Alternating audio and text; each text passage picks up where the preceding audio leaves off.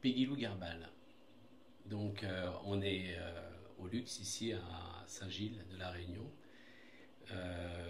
Ce que j'aimerais déjà c'est que tu te présentes parce que je pense qu'il y a beaucoup de Réunionnais qui ne te connaissent pas. Donc est-ce que tu es né ici puis ton parcours en général. Donc je m'appelle Peggy Lougarbal, j'ai 50 ans, je suis née à Lyon. Je suis arrivée à La Réunion en 2003 exactement, donc ça fait un peu plus de 20 ans. Voilà, je suis auteur, écrivain, j'ai été journaliste à une époque et donc diagnostiquée autiste Asperger, donc avec un premier diagnostic à 25 ans et ce que j'appelle un diagnostic officiel fait par le Centre de l'autisme en 2020, Et ce qui est particulier c'est que tu as une sœur jumelle qui est aussi autiste autiste. Asperger. Voilà. Et donc tu disais que tu étais écrivain, tu as écrit un livre, peut-être Oui. que c'est le moment d'en parler. Oui, alors j'ai écrit notamment Vengeresse aux éditions Philippe Ray. Vengeresse, je l'ai écrit après mon diagnostic officiel, puisqu'après ce diagnostic qui m'a à la fois soulagée et à la fois mise en colère, j'ai une période de colère. Bon, je savais hein, que j'étais autiste Asperger, c'était pas une surprise en soi, mais je pensais qu'après le diagnostic, que enfin, tout allait s'arranger dans ma vie. Alors ma vie est très bien, hein, c'est pas ce que je dis, mais je pensais qu'il y aurait une meilleure compréhension de l'autisme vis-à-vis de moi. Et je me suis aperçue que non. Enfin, c'est pas un reproche, hein, parce que forcément les gens qui ne vivent pas avec l'autisme ne peuvent pas comprendre vraiment ce que c'est. Ils peuvent être sensibles, mais vraiment comprendre au quotidien ce que ça implique, c'est compliqué. Et c'est peut-être un peu comme les étapes du deuil. Il y a eu la colère, la résignation et l'acceptation. J'y suis pas encore tout à fait. Et j'étais très en colère parce que ça m'a fait remonter beaucoup de choses, notamment de mon enfance où évidemment j'étais pas diagnostiquée autiste, puisqu'à cette époque-là on ne faisait pas de diagnostic. J'étais enfin, pas diagnostiquée, mais on me considérait comme une débile mentale, une déficience intellectuelle, une déficiente intellectuelle, en tout cas quelqu'un qui était bizarre, voire même folle. Et j'ai eu besoin d'expulser cette colère. Et j'ai écrit Vengeresse, que j'avais pas du tout prévu d'écrire, puisque j'étais à l'époque sur une trilogie d'un roman fantastique, donc quelque chose qui n'avait absolument rien à voir. J'avais publié le premier tome, j'avais fini le deuxième tome, qui du coup n'a jamais été publié. Ouais. Et Vengeresse, j'ai écrit vraiment dans un élan, j'ai écrit en 3 semaines. Bon, c'est un roman très très court. Alors j'ai lu ton livre, ce livre pour moi c'est un cri. Oui.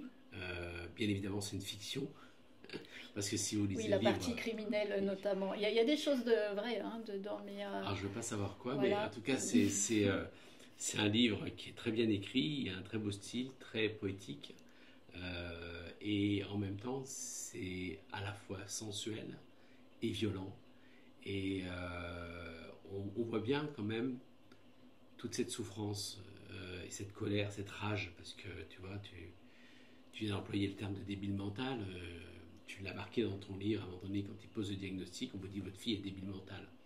Et c'est vrai qu'à une époque, on ne prenait pas tellement de pinces hein, pour dire aux parents, on disait que quelqu'un était... nous, il y avait des termes comme bredin, beurdet, différentes parties des régions de France pour parler de ce genre d'individus qui étaient pas comme les autres, quoi. Et ces individus, alors paradoxalement d'ailleurs, souvent, moi j'ai connu ce qu'on appelait des bredins dans le village de mon grand-père, où la personne était parfaitement intégrée au village. Et les gens se comportaient plutôt bien avec lui.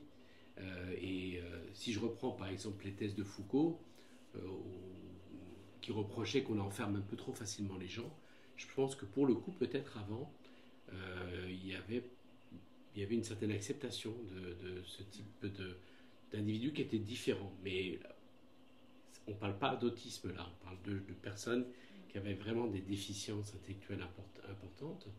Mais je pense que ce qu'on appelle les autismes type Asperger, il y en a toujours eu, et vraisemblablement dans les grands écrivains, dans les grandes personnalités, ou pas forcément des gens connus, il y en a toujours eu. Et donc, quand tu as décidé d'écrire ce livre, tu étais dans comment dire, dans cette émotion-là de la colère. Oui, oui, j'étais dans la colère. euh, et j'ai eu besoin d'extérioriser. Alors j'ai gagné 10 ans de psychothérapie, je pense, avec ce livre, parce qu'en fait, c'est vraiment le regard des gens qui est pesant. Alors je parle pour moi, hein, je ne parle pas au nom de tous les autistes, parce que chaque autiste va être différent et va avoir des ressentis différents, même s'il y a des choses il y a un socle commun. Mais c'est vraiment le regard, parce que moi j'étais considérée comme débile mentale, alors qu'en plus il y a c'est pas grave d'être débile mental, c'est pas ça qui définit la valeur d'un individu. Euh, et maintenant, on considère plutôt que je suis HPI, et je suis toujours la même. Enfin, j'ai pas changé. Il y a ce qu'on montre et ce qu'on est réellement. Et la difficulté, je pense que ça se voyait quand même beaucoup plus il y a 20 ans, 30 ans, qu'il y avait quelque chose en tout cas qui n'allait pas. Parce que c'est toujours quelque chose qui ne va pas. On ne dit pas c'est quelque chose de différent. C'est toute la manière de parler du handicap qui devrait être revue et corrigée. Et, euh, et tout ça pour dire que j'ai gommé cet aspect, comme beaucoup d'autistes Asperger d'ailleurs. On ne me voit pas forcément comme une autiste quand on me voit. Bon, on me trouve parfois un petit peu en décalage, un petit peu bizarre, mais sans plus. Et il y a aussi de la difficulté quand ça devient invisible. Moi, c'est vraiment quand c'est devenu invisible que j'ai eu besoin, vraiment besoin de me faire diagnostiquer officiellement et de dire je suis autiste. Parce que avant, je n'en parlais jamais. Pas même à ma propre sœur jumelle qui s'est fait aussi diagnostiquer autiste en même temps que moi et on n'en a même pas parlé ensemble. Est-ce que vous avez la même forme d'autisme? Oui, oui, oui, exactement. Bah, jumelle jusqu'au bout, mais on ne le savait pas. Moi, Homozygote? oui, oui, de vraies jumelles. Moi, je me suis fait reconnaître officiellement au centre de l'autisme, donc ici à La Réunion, avec une très bonne équipe, je tiens à le souligner, qui écoute. Et c'est pas toujours le cas, on va dire. On n'est pas souvent écouté. Et comment ta sœur a accueilli le livre? Très bien. Je lui avais fait lire avant, euh, parce que il y a quand même des choses très personnelles. Alors évidemment, c'est un roman, hein, parce qu'il y a une épopée vengeresse. Ces jumelles-là tuent des gens, bien sûr, nous n'avons tué personne. Mais il y a des scènes qui sont vraies. Il y a des scènes qui la concernent elle exclusivement et pas moi. Et non, de toute manière, elle m'a toujours soutenue pour tout. Donc là, elle était contente en fait que ce livre soit publié. Et qu'est-ce qu'elle fait dans la vie, ta sœur? Elle est traductrice en langue des signes. Elle fait des formations, elle est aussi dans le monde artistique puisqu'elle crée des spectacles autour du handicap. Voilà. D'accord. Et du coup, tu as écrit, après Vengeresse, tu as écrit d'autres livres? Alors là, j'en ai écrit un autre, mais qui n'est pas publié pour l'instant. Voilà, Vengeresse, c'est vraiment le premier livre que j'ai écrit, parce que j'en ai écrit quelques-uns avant Vengeresse, mais c'est vraiment le premier que j'ai écrit dans ma tête, enfin à partir de ma tête et de mes ressentis. Euh, Parce que c'était plus simple pour moi déjà d'être dans ma tête, parce qu'avant je créais des personnages, et c'est vrai que j'avais toujours un peu de mal dans les personnages, parce que je ne sais pas exactement comment réagissent des personnes neurotypiques. Et là, je ne me suis pas censurée pour une fois. Je me suis dit, alors, j'ai pas cherché à faire une liste de tous les ressentis en tant qu'autiste, hein. Il y a des choses qui n'y sont pas. C'était pas le but du livre. Mais je me suis pas censurée quand je dis, je vois les parfums, par exemple. C'est quelque chose dans un roman, je me serais dit, non, les neurotypiques, en général, ne voient pas le parfum. Ils se contentent de le sentir, ce qui est déjà pas mal. Et si tu devais décrire ta forme d'autisme, toi, comment tu arriveras à partager avec les autres pour dire quels sont les symptômes que toi, quelles sont les choses pour lesquelles tu as des difficultés par rapport c'est toujours très à des compliqué. personnes qui n'auraient pas ce souci-là. Oui. Alors, il y a plusieurs formes d'autisme hein, déjà. Maintenant, on a tendance dans les diagnostics, enfin la préconisation, c'est on met TSA, trouble du spectre de l'autisme. Alors déjà, il y a le mot trouble hein, qui nous plaît pas beaucoup en général, mais en même temps, je trouve que c'est un peu fourre-tout. Parce qu'il y a l'autisme de Kanner, qui sont des personnes autistes, euh, souvent avec déficience intellectuelle, et qui ne peuvent pas être autonomes. Après, il y a enfin, je fais vite, au milieu, il y a l'autisme atypique, ou entre les deux, on va dire. Et puis, enfin, en haut, on a l'autisme Asperger. Souvent, on dit autisme de haut niveau, mais il me semble que c'est pas tout à fait la même chose. Euh, voilà, donc on a tendance à dire d'un bout à l'autre du spectre de l'autisme, autisme léger pour Asperger et autisme sévère pour les autistes de Kanner. Il y en a qui tiennent beaucoup, les proches qui tiennent beaucoup à cette définition de sévère et léger, parce qu'évidemment, ça n'implique pas du tout le même cadre médical.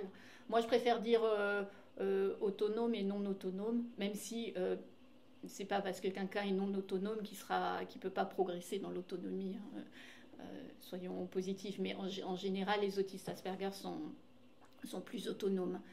Euh, En fait, moi, les principales difficultés, euh, plus jeune, parce que dans l'autisme Asperger, on s'adapte en tant qu'adulte, c'était dans la communication. Alors en plus, moi j'ai une sœur jumelle, j'étais déjà dans ma bulle, dans une double bulle, dans la bulle, on va dire. Non, c'était pas très évident. Je savais parler, mais je parlais très peu. Parce que parler, ça implique toujours d'ailleurs un dialogue. C'était répondre en fait qui me semblait compliqué parce que j'avais beaucoup de mal aussi à intégrer les codes sociaux. Moi, j'étais paniquée quand on me posait une question parce que j'avais peur de répondre à côté. Je mélangeais les formules de politesse. Au lieu de dire bonjour, je disais merci. Et quand je suis fatiguée, c'est toujours le cas. Mais maintenant, je le vis beaucoup mieux. Avant, j'avais honte de ça. Maintenant, ça me fait rire. Et comment tu fais la différence entre ce qu'on appelle les TDAH, tu sais, ce qu'on appelle l'hyperactivité en général, euh, l'autisme Asperger, mettons, ce qu'on appelle aussi les HPI, parce qu'on a un peu l'impression aujourd'hui que tout ça est un peu mélangé. Il y a beaucoup de choses qui se retrouvent. Alors, il y a aussi on n'en parle pas souvent dans l'autisme, c'est pas seulement la communication, il y a aussi beaucoup de choses sensorielles. Tout est soit trop ou pas assez. On peut avoir des hypersensations, des hyposensations. Je trouve qu'en ce qui me concerne, en tout cas, la communication est à peu près acquise, hein, mais comme je dis, c'est pas parce que j'ai l'air de bien savoir communiquer que je comprends toujours ce qu'on me dit. Je fais souvent répéter, souvent je comprends de travers, mais c'est surtout les problèmes, enfin les problèmes, je ne devrais pas dire problèmes, les particularités sensorielles. Alors après, moi, je n'ai pas cherché à découvrir ça de manière plus technique, mais dans l'autisme, en tout cas, il y a souvent des troubles 10, par exemple, associés. Moi, je n'ai pas trop cherché par rapport à ça. Je dois avoir, je pense, une dysgraphie parce que j'ai beaucoup de mal à écrire à la main. Je ne sais même pas écrire en attaché, par exemple. Il y a des dyslexies, il y a des troubles 10, il y a l'autiste sera forcément en anxiété. Alors, HPI, les Asperger, il y a, je pense, une plus forte proportion d'Asperger qui sont HPI, mais c'est pas tous les Asperger qui sont HPI non plus. Hein. C'est pas comme dans les séries télé où ils aident le FBI, où ils vont faire des opérations à cœur ouvert, tranquille. Non, ça se passe pas comme ça. En fait, j'essaye de lutter contre cette manière de voir, parce que je trouve que certaines séries télé font beaucoup de mal à l'autisme, parce qu'il y a juste le côté un peu singulier. Sans tout à fait le genre de série dont tu parles. Bon, moi, du coup, je les regarde pas, alors peut-être qu'elles ont évolué depuis, mais parce que ça m'agace, parce qu'en fait, il y a beaucoup de personnes qui me disent, ah bah moi, par exemple, je dois être autiste, comme si c'était quelque chose de léger à vivre. Non, c'est jamais léger à vivre. Par exemple, quand je dis j'ai pas le sens de l'orientation, Des personnes me disent ah bah je dois être autiste, j'ai pas le sens de l'orientation. Mais en fait, entre une difficulté et un trouble, c'est pas la même chose.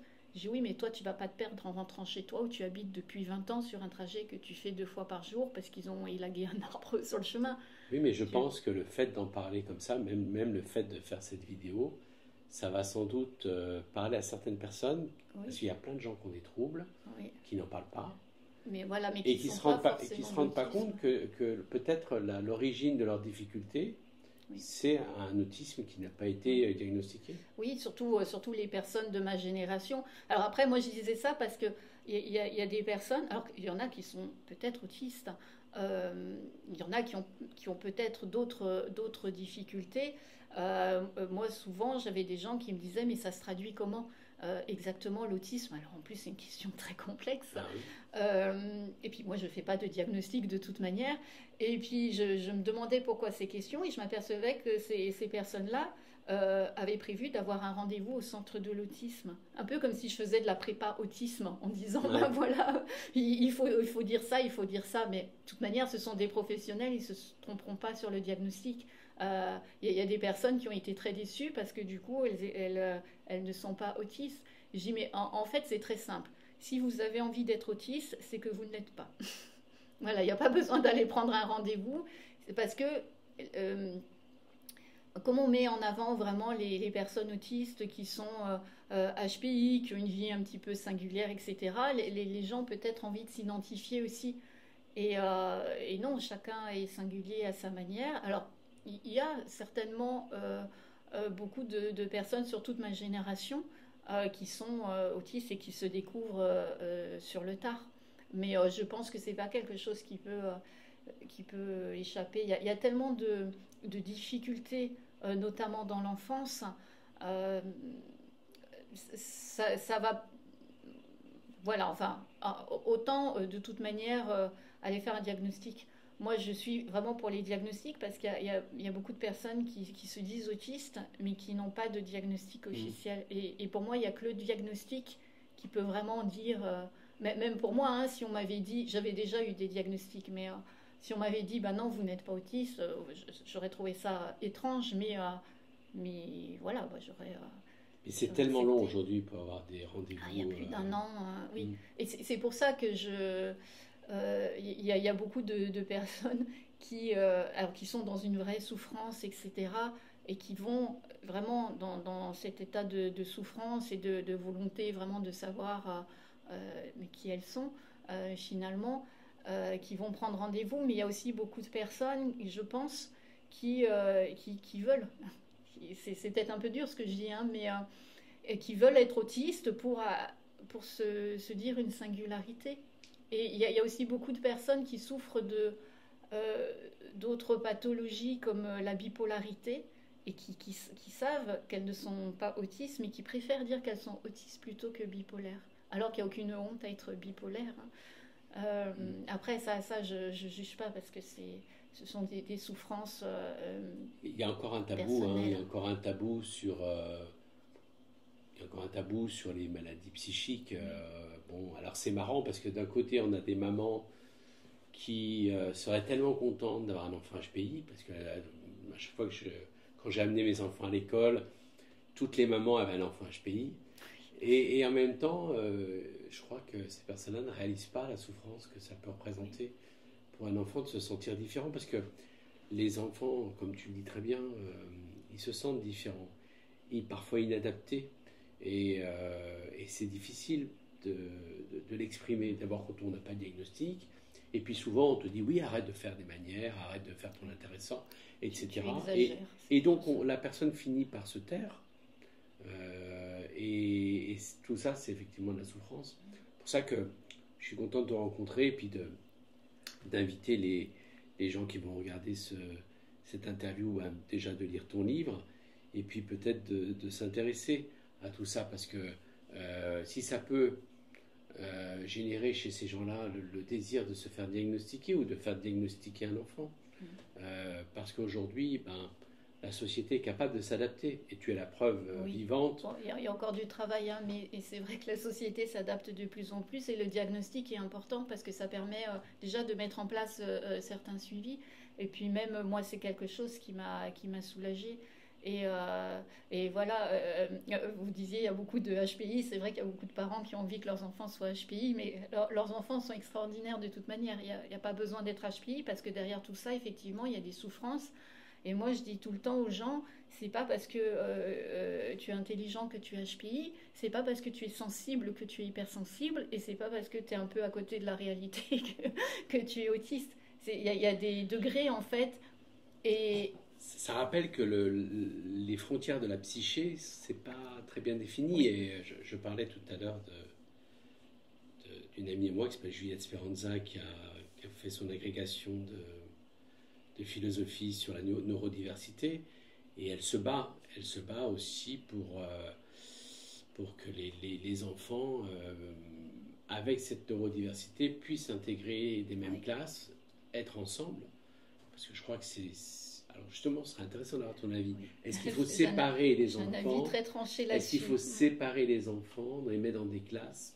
Ou est-ce qu'il faut les mettre ensemble avec des profils psychiques différents? Alors moi, ce n'est que mon avis, hein, en tant que personne autiste. Ça sera peut-être pas le cas de tout le monde, parce que moi, je crois souvent des parents qui veulent à tout prix que leur enfant soit scolarisé dans une classe, enfin, dite normale, entre guillemets. Moi, je ne suis pas sûre que ce soit le meilleur pour l'enfant. Alors, c'est dans une volonté d'intégration, mais moi, je le dis en tant qu'autiste, hein, parce que j'ai été dans des classes normales et j'ai été dans une classe. Alors, à l'époque, les Ulysse, ça n'existait pas. Moi, j'étais dans une CPPN. Je ne sais pas si les gens connaissent. Donc, on avait tous enfin, des difficultés, entre guillemets, mais pas tous autistes, hein. Il y en a qui avaient des difficultés de discipline, il y en a qui avaient des déficiences intellectuelles. Ce qu'on appelle aujourd'hui les SECPA. Voilà, c'est ça. Et moi, j'étais très bien dans cette classe, dans une école dite normale par contre. Parce que dans une classe dite normale, avec des gens dits normaux, on pouvait me mettre à toute force dans cette classe-là, mais de fait, j'étais quand même en décalage. J'étais en décalage et là, je vois que c'est des enfants qui sont avec des AESH, mais qui ne font pas exactement les mêmes choses forcément, puisque la manière d'apprendre n'est pas la même. Après, je suis pas dans leur tête. Je sais pas s'ils se sentent différents, mais moi, en tout cas, c'était mon cas. Dans les classes dites normales, je me sentais différente et c'était une souffrance. Et dans cette classe de CPPN, je me sentais, bien. Voilà. D'accord. Et c'était quoi ton parcours scolaire après? Moi, ça a été une lente agonie, mon parcours scolaire, puisqu'à l'époque, l'inclusion. Alors moi, j'aime pas trop ce terme inclusion. Je préférais le terme accueil. Vous savez, l'inclusion, c'est dans sa définition exacte, c'est petit ensemble qui se font dans un grand ensemble. Et je trouve que c'est pas comme ça qu'on devrait faire. C'est chacun devrait pouvoir s'enrichir de l'autre. Mais bon, après ça, c'est un détail. Moi, Alors, je me souviens lors de la présentation de sa thèse, justement, Juliette Speranza, il y a eu cette question d'inclusion. oui. Et le mot inclusion fait penser aussi au mot, tu sais, réclusion. On cherche toujours les bons mots pour intégrer. C'est ce qui est très bien. Mais par exemple, avant, on disait un handicapé, enfin un autiste. Après, même moi, hein, moi je dis je suis autiste. Non, mais il faut dire je suis une personne autiste. Non, mais il faut dire je suis une personne porteuse d'autisme. Et puis, ce sont des formulations à rallonge, mais qui, dans les faits, ne changent rien. Alors, les mots sont importants. Mais justement, ça prouve quand même ce qu'on met derrière le mot autiste. C'est pas un gros mot. On devrait pouvoir dire, je dis toujours, on devrait pouvoir dire je suis autiste comme on dit je suis blonde ou je suis brune. C'est vraiment ce qu'on met derrière les mots. Et en tout cas, moi, toutes les personnes que je connais qui sont autistes disent je suis autiste et qui n'aiment pas non plus les formulations à rallonge. En revanche, les proches des personnes autistes ne refusent absolument ce genre de vocabulaire parce que ils disent bah, c'est pas ça qui définit la personne. Alors que moi, si on me dit l'autisme me définit, oui, l'autisme me définit évidemment. Évidemment que je serais quelqu'un d'autre si j'étais pas autiste. Je serais sans doute plus extravertie, j'aurais sans doute plus de confiance en moi, je serais moins anxieuse. Voilà, et mes réactions ne seraient pas du tout les mêmes. Donc c'est intéressant, je trouve, cette manière de formuler à rallonge, alors qu'en fait, c'est le mot lui-même, le mot autiste, quel que soit le handicap, on devrait pouvoir dire je suis bipolaire, je suis handicapée. Alors handicapée, j'ai un peu plus de mal avec ce mot parce que le mot vient d'un jeu, je ne sais pas si vous savez, d'un jeu anglais qui s'appelle, alors, pardon pour mon accent anglais, Hand in Cap, la main dans le chapeau. Et en fait, dans ce jeu-là, celui qui avait le Hand in Cap, c'est celui qui avait le plus mauvais jeu d'entrée. Et c'était le perdant d'office, quoi. Donc c'est pour ça que j'ai un peu de mal avec le mot handicap. Ça, c'est l'étymologie de handicap? D'accord. Oui, oui. Et voilà, après, personnellement, je trouve que les formulations à rallonge, voilà, après, chacun doit pouvoir employer. Moi, je préfère dire je suis autiste plutôt que je suis une personne porteuse de l'autisme. Après, il y a toujours eu des euphémismes pour essayer de masquer certaines réalités.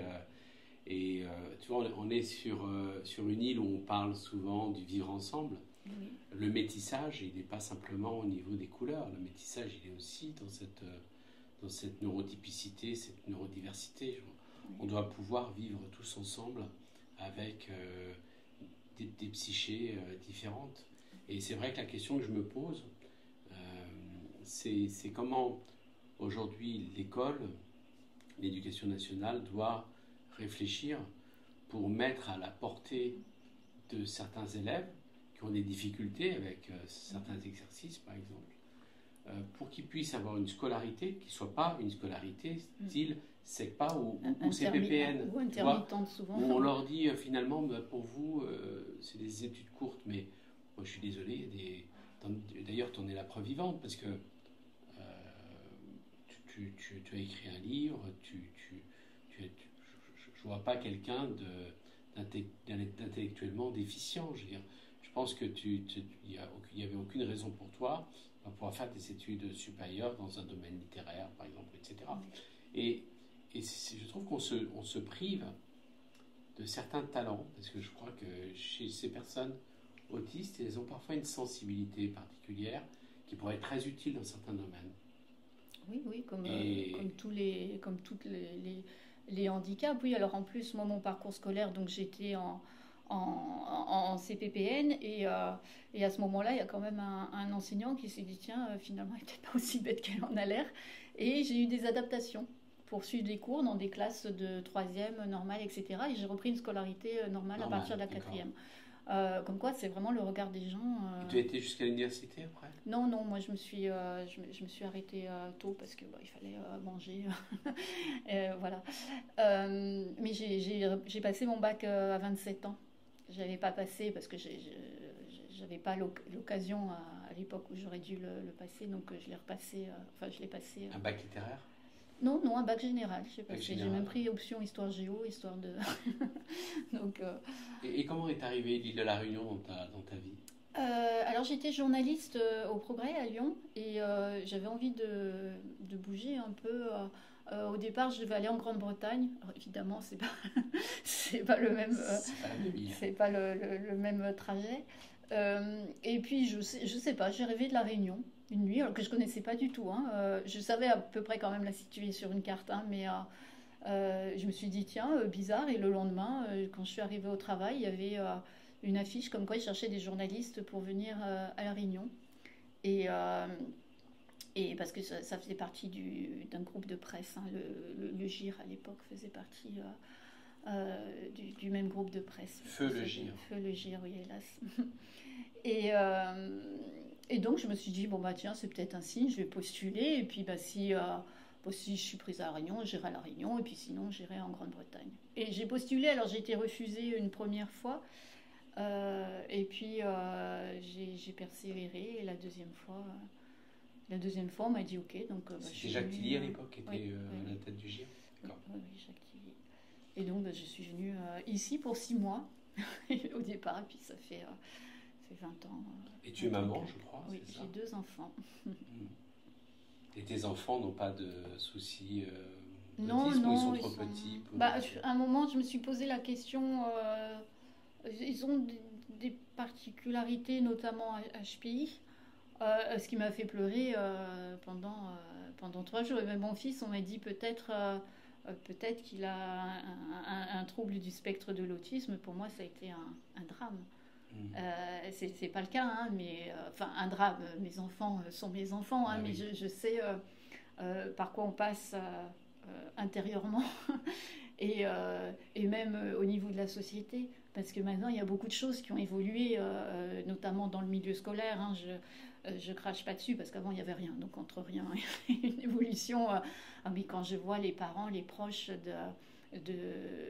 qui ont des enfants autistes, ce parcours du combattant, qui doivent batailler tout le temps pour que leur enfant soit scolarisé normalement. Et c'est dans la loi. Un enfant, même handicapé, doit avoir le même nombre d'heures qu'un enfant dit normal. Mais dans les faits, c'est pas du tout le cas.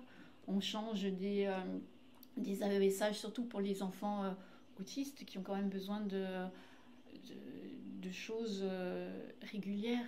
Le changement est très compliqué.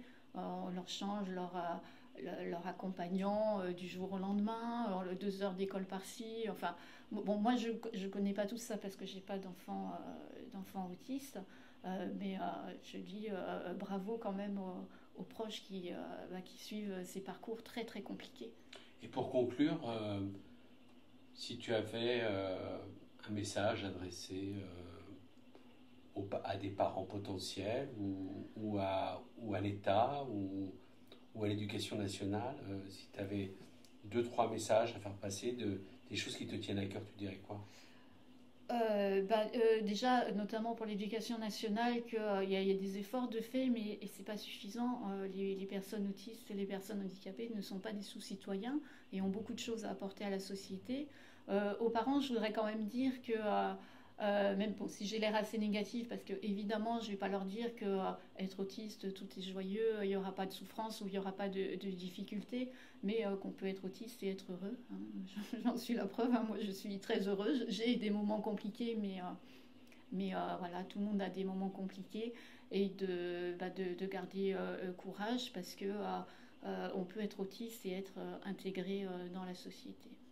En tout cas, je te remercie, Merci Peggy Lou, beaucoup. pour ce moment passé ensemble. Merci beaucoup.